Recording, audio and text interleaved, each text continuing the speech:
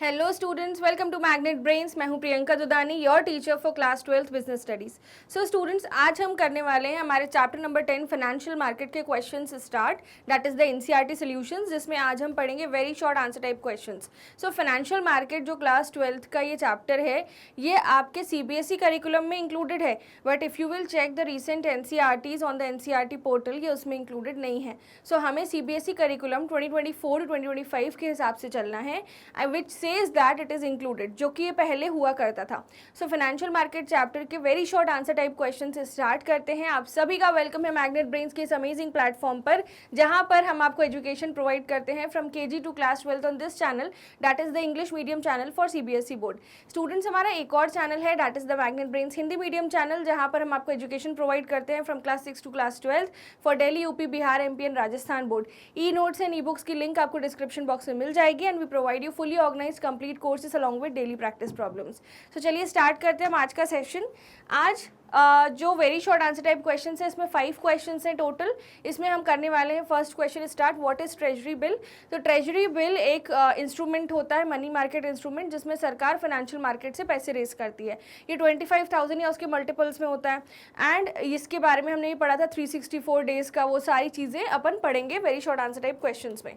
So treasury bills are instruments that are used by government to raise money from the financial market. It is issued as a promissory note with a discount. The purpose of treasury bill is to fulfill short term money requirement of the government. Short term क्यों? क्योंकि ये money market instrument है जिसकी maturity 1 year या उससे less होती है, ठीक है। It has maximum maturity period of 364 days. It is one type of money market instrument, है ना। अब T+1 T+2 ये सब डेज मैं आपको पढ़ा चुकी हूँ, है ना। सो ये हो गया ट्रेजरी बिल का शॉर्ट नोट। अगर आपको थोड़ा सा और इसमें लिखना है, वैसे very short answer type questions में हमें 1 लाइन 2 लाइन फॉर्मेट में ही चलना पड़ता है, बट अगर और आपको लिखना है तो आप मनी एंगल लिख सकते हो 25,000 मल्टीपल्स देयर ऑफ, ओके, फिर वो कंप्लीट दिखेगा। लेट्स प्रोसीड फर्दर, पर वो फिर शॉर्ट आंसर बन जाएगा, तो वेरी शॉर्ट में you have to be limited, even ये भी थोड़ा ज़्यादा ही है वेरी शॉर्ट के हिसाब से। So you can decide what should be included and what should not be included as per your level of remembrance, यानी आप कितना आपको याद है चीज़ें, उस हिसाब से आपको अपना आंसर बनाना पड़ेगा। Okay students, let's proceed to question number 2। Name the segments of National Stock Exchange. तो नेशनल स्टॉक एक्सचेंज के सेगमेंट्स आपको बताने हैं, 2 सेगमेंट्स हमको पता है शुरू से, है ना। सो कैपिटल मार्केट सेगमेंट और एक डेट सेगमेंट है, होलसेल डेट मार्केट, ठीक है। सो the various segment of national stock exchange are: first, capital market segment. This is the segment in which NSE deals with equity shares, debentures, preference shares, ETFs, है ना, electronic fund transfers, and the capital market provides a transparent and efficient platform for conducting trading in a proper and fair way. It started in November 1995. Now if we talk about wholesale debt market, so this provides a platform of trading debt securities. That means whatever you want to borrow, वहाँ पे आप owner नहीं बना रहे हो, यहाँ पे आप कर्जा ले रहे हो। तो कर्जा लेते हैं हम जिन जिन सिक्योरिटीज से, वो सब किस में आती हैं? होलसेल डेट मार्केट में। So this was operational from June 1994. 2 parties are present in debt market, the participant and the trading members. Trading members are brokers who are recognized by NSE, and the participants are those who are looking to buy and sell securities. But यहाँ पे company जो है management का control dilute नहीं करती, but in the first segment capital market when the company is issuing shares, तो definitely company management का control dilute करती है, ठीक है। ये सारी बातें मैंने आपको डिटेल में पढ़ाई हुई हैं। सो कितने सेगमेंट्स हैं students? 2 capital market segments and wholesale debt market segment. Now question number 3. State any 2 reasons why investing in public can expect a safe and fair deal in stock market. Point with respect to safety of transactions, function of the stock exchange. तो यहाँ पे question क्या पूछा है पहले तो वो समझो, क्योंकि जब क्वेश्चन हम पढ़ते हैं तो हमें वो उस लेवल की अंडरस्टैंडिंग होना ज़रूरी है, तब हम समझ पाएंगे कि हमें किस एस्पेक्ट में आंसर लिखना है, क्योंकि ये जनरल टॉपिक है, ओके। तो यहाँ बोला है स्टेट एनी 2 रीजन्स, यानी 2 वजह बताओ why investing public can expect a safe and fair deal in the stock market. तो मतलब कि वाई सरप्लस यूनिट्स, जैसे मैं हूँ, मेरे पास ज़्यादा पैसे हैं, मैं निवेश करना चाहती हूँ सट्टा बाज़ार में, तो मैं ऐसे कैसे एक्सपेक्ट कर सकती हूँ कि सामने वाला जो स्टॉक मार्केट में जो लोग हैं, स्टॉक मार्केट में जो बायर्स सेलर्स हैं, वो जेन्यून है और वो कोई भी घपलेबाजी नहीं कर रहे हैं। तो state any 2 reasons why investing public can expect a safe and fair deal. हम कैसे एक्सपेक्ट कर लें, ठीक है। Point with respect to safety of transactions, functions of the stock exchange. So let's see. The investing public can expect a safe and fair deal in stock market due to these two reasons. First, function of stock exchange is to protect the right and interest of the investor. SEBI का सबसे major 3 काम है सेबी के. किन लोगों का ध्यान रखना है उसे? इन्वेस्टर का, इशूअर का और इंटरमीडियरी का. जिसमें इन्वेस्टर जो सरप्लस यूनिट है, ठीक है, वो टॉप प्रायोरिटी पे है क्योंकि उसने ही पैसा लगाया है. ही शुड फील सेफ, ठीक है, ताकि उसका मनी जो है वो सेफ रहे. So a function of stock exchange to protect the right and interest of the investor. It should guide individual investor and educate them on the ways to deal in the stock exchange. Now the function is to develop fair practices, code of conduct by the intermediaries involved like merchant bankers and brokers. तो अगर intermediary यानी बिचौलिए ही legal होंगे तो investor भी हमेशा बचा हुआ रहेगा. इसलिए सेबी क्या बोलती है, आज के ज़माने में डिपॉजिटरी पार्टिसिपेंट्स होते हैं, तो सेबी बोलती है पहले रजिस्ट्रेशन करवाओ as a intermediary, genuine intermediary, legal intermediary, then you can do the brokership work. तो इसलिए ये सारी चीज़ें जो हैं जिससे इन्वेस्टर सेफ फील करता है, उसका पैसा, उसको ऐसा अंदर से फीलिंग आती है कि मेरा पैसा कहीं नहीं जाएगा, इसलिए लोग SIPs करना भी चालू कर चुके हैं. ठीक है. Now question number 4, what is the common name for beneficiary owner account? So beneficiary owner account का कॉमन नेम क्या होता है? Which is to be open by investor for trading in the securities. So the beneficiary owner is the type of person who enjoys the ownership benefits even when the property title is in the name of someone else. In other words, the beneficial owner is any individual or individuals who have the power to vote or influence any transaction decision such as company shares either directly or indirectly. So who is a beneficiary owner? मैं आपको एकदम simple भाषा में समझाती हूँ.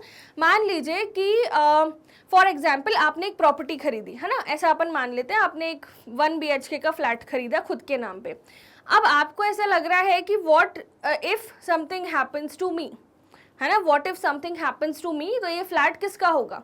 तो usually हम क्या करते हैं, हम नॉमिनी या उसका नाम लिख देते हैं, एक प्रॉपर वकील से एक पेपर बनवा लेते हैं जिससे हम उसमें हमारी जो डीड है हमारे मरने के बाद किस पे ट्रांसफ़र होगी, हमारी जो प्रॉपर्टी के पेपर्स हैं वो प्रॉपर्टी हमारे मरने के बाद या हमें कुछ हो जाए तो किसको ट्रांसफ़र होगी, हम पहले से ही वो तय कर लेते हैं. ऑप्शन नंबर 2, आपने पहले से तय नहीं किया, ठीक है, वो जो प्रॉपर्टी ऑटोमेटिकली आपके लीगल एयर्स को ट्रांसफ़र हो जाती है. ठीक है. सो मतलब जिस भी व्यक्ति को वो प्रॉपर्टी ट्रांसफ़र हो रही है उसको हम बोलते थे बेनिफिशियरी ओनर्स. अब आप बोलोगे मैम ये स्टॉक मार्केट में कैसे एप्लीकेबल है? स्टॉक मार्केट में आप क्या खरीदते हो? शेयर्स खरीदते हो, सिक्योरिटीज़ परचेज करते हो. अब उन सिक्योरिटीज़ के बेनिफिशियरी ओनर अभी कौन है? आप हैं. ठीक है, आप उन सिक्योरिटीज़ के ओनर हैं. You are the fractional owner of the company. You have the right to vote. आपने अगर इक्विटी शेयर्स खरीदे हैं तो you have the right to vote. You have the power in decision making, power to make decisions along with the board of directors, and you have a lot of voting power attached. You can speak up in general meetings. बहुत सारी चीज़ें होती हैं equity share holders से attached. So beneficial owner is the type of person जो सारे ownership benefits enjoy करता है. तो अभी तो आप मरे नहीं हो, तो अगर आपने किसी कंपनी के शेयर खरीदे हैं तो सारे ओनरशिप बेनिफिट आप इंजॉय करोगे. ठीक है. Now even when the property title is in the name of someone else. ठीक है. अब मान लीजिए आपके नाम पे शेयर है, ठीक है, और आपने बेनिफिशियरी ओनर बना के रखा है किसी और को, तो वो भी ये सारी चीज़ें इंजॉय कर सकता है. ठीक है. इन other words, beneficial owner is any individual और individuals who have the power to vote or influence any transaction decision such as company shares either directly or indirectly. ठीक है. सो बेनिफिशियरी ओनर मतलब जिसको पावर दी गई हो कि मेरे बिहाफ पे आप बन जाओ. ठीक है. तो ऐसा बहुत सारी जगह होता है, बहुत सारी जगह होता है कि beneficiary owners enjoy these ownership rights. Clear? Now this was also very short answer type questions. Let's proceed further to question number 5. ना स्टूडेंट्स, अगर अभी तक वीडियो को लाइक नहीं किया तो फटाफट लाइक करिए, चैनल को सब्सक्राइब करिए. Let's proceed to the question. Question number 5 है, name any 2 details that need to be provided by the investor to the broker. यानी कौन कौन सी डिटेल है जो एक इन्वेस्टर ब्रोकर को प्रोवाइड करता है while filling a client registration form. तो क्लाइंट रजिस्ट्रेशन फॉर्म फिल करते वक्त date of birth and address and PAN number, क्योंकि इन्हीं दोनों चीज़ों से तो वो डीमैट अकाउंट खोलेगा. So investor needs to provide the following details to the broker at the time of filling client registration form, date of birth and address and PAN number. PAN is permanent account number. Okay students, I hope this is also clear. And this was the end to very short answer type questions. I hope आपको पांचों के पांचों question समझ में आए. मिलते हैं next session में जिसमें मैं आपको short answer type questions cover करवाऊंगी स्टूडेंट्स. तब तक के लिए आपको क्या करना है, इस वीडियो को लाइक करना है, शेयर करना है अपने फ्रेंड्स के साथ, सब्सक्राइब करना है चैनल को, हमारे अदर सोशल मीडिया हैंडल्स को फॉलो करना है. अगर आपको नोट्स और बुक्स चाहिए तो yes we provide them in the soft copy format. तो e notes and e books की लिंक आपको डिस्क्रिप्शन बॉक्स में मिल जाएगी. I hope you have already access to our application and website, जहां पर हम आपको प्रोवाइड करते हैं fully organised complete courses along with daily practice problems. On this channel हम आपको KG to 12 तक की क्लासेस प्रोवाइड करते हैं इंग्लिश मीडियम स्टूडेंट्स के लिए for CBSE board. And we have one more channel जो कि हिंदी मीडियम स्टूडेंट्स के लिए है, जहां पर हम आपको 6 to 12 तक की एजुकेशन प्रोवाइड करते हैं for all these state boards, that is Delhi, Bihar, UP, MP and Rajasthan board. Yes we also provide extra co-curricular courses like Vedic maths and spoken English. If you want, if you have free time, you can definitely enhance your skills. Apart from that, crash course भी आपका start हो चुका है of not of commerce but of other segments. Commerce का भी बहुत जल्द start होगा. So you can definitely be connected with the channel and stay updated for each and everything. Check our community pages also. Apart from that, high quality education Magnet Brains आपको provide करता है. Each and everything is free. So students, अगर हम बात करें हमारे YouTube channel की, we have provided you CBSE sample paper solutions, case studies, we have provided you most important questions, I have given you a grip of capital structure numerical questions also in the previous chapter. So I hope कि आप सारी चीज़ें करते जा रहे हो timely and definitely you can score good marks in business studies. Thank you so much. मिलते हैं नेक्स्ट सेशन में जिसमें we will cover short answer type questions.